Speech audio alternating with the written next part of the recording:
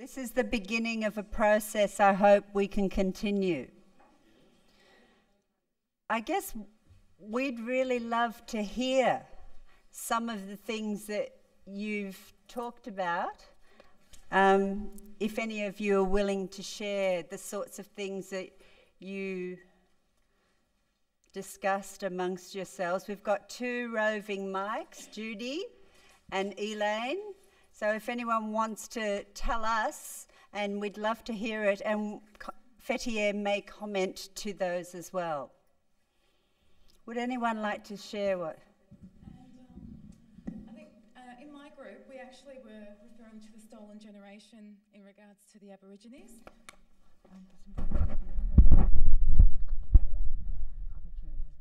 And we made a comparison between the Armenian lost generation and the stolen generation with the Aborigines. And what's recently happened, if Fethiye isn't aware, is the Australian government has actually apologised for the stolen generation, and hence the healing process has begun. But we are still a long way of reaching a point where everyone's happy, the Aboriginal communities are happy, and the modern Australian society is actually happy with the outcomes of structures, infrastructure in place for the Aboriginal communities to actually function better on their own.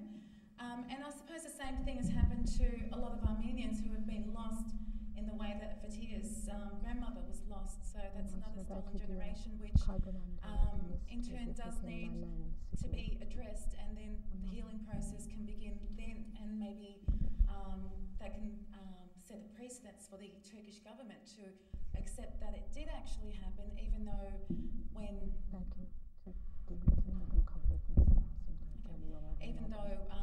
a lot of Turkish citizens aren't aware of what actually did happen to the Armenian community, it just opens the door wide open for the healing process to begin to a certain level. Thank you.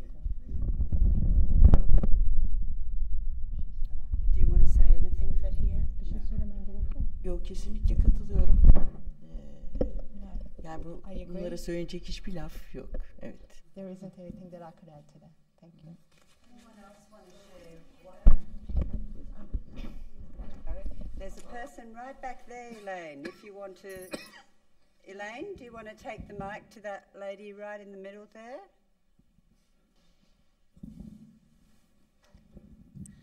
Thank you, and welcome to Australia, Fethiye.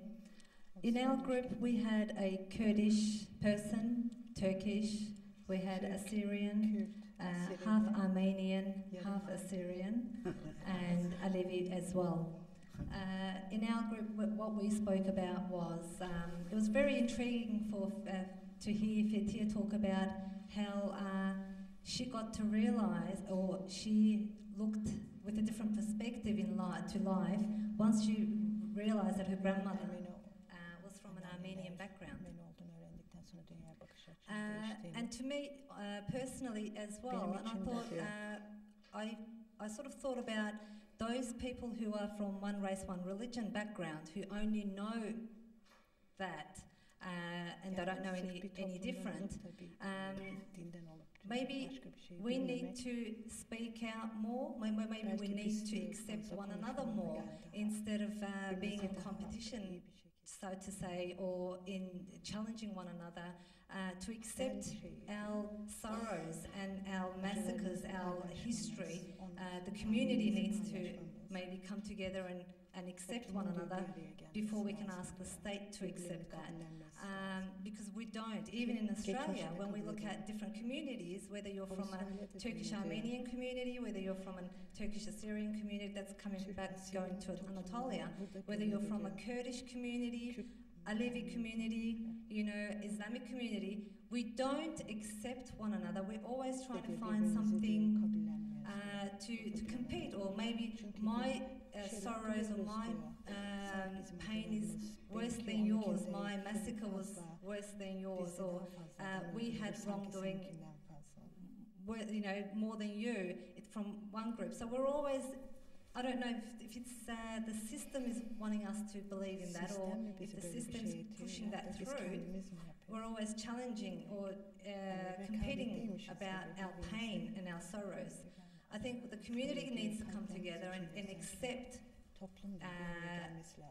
one another, and this open dialogue. I'd love for Ken to do this more often, because for community to come together and actually speak and share their stories, and the healing process will begin, because my great-grandfather's from an Armenian background, but my grandparents are from an Alevi background, and to me, it has happened, and I can understand it, and I look at Kurds and I say, yes, it has happened.